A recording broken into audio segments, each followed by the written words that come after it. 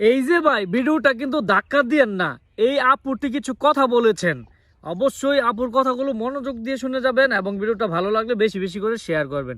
আগে কথাগুলো শুনেন। 2টা বছর অপেক্ষা করো, 2টা বছর অপেক্ষা করো, ওর এবং ওর পরিবারের, ওর মায়ের আসল চেহারা তুমি দেখতে পারবা।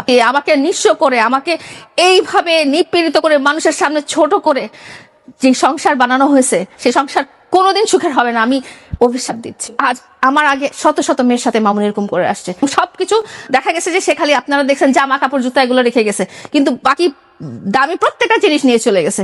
জামা কাপড় জুতা নেয় নাই কেন? কারণ এগুলো পুরনো হয়ে গেছে, এমনিতে এগুলো ফেলে দিত।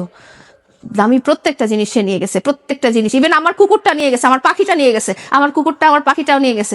ওর বাসার ঘরের ভিতরে আপনি দেখবেন PS5, বড় টিভি, বড় খাট, বড় বিছানা, এগুলো আমি করে দিছি ওকে, আমি করে দিছি। আমি নিজ বড়, ওর যতগুলো বাইক, 3টা বাইক যে আপনারা দেখেন, সেগুলো আমি করে দিছি।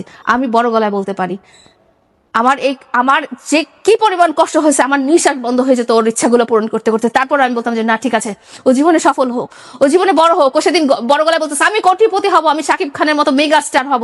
তুই দুনিয়ার সবকিছু হতে পারবি, তুই দুনিয়ার সবচেয়ে কোটিপতি হতে পারবি, সবচেয়ে বড় মেগা স্টার হতে পারবি, কিন্তু তুই আমার বদদোয়ার হাত থেকে তুই কোনোদিন বাঁচতে পারবি না। আমি তোকে এমন বদদোয়া দিলাম, এই বদদোয়ার হাত থেকে তুই কোনোদিন বাঁচতে পারবি।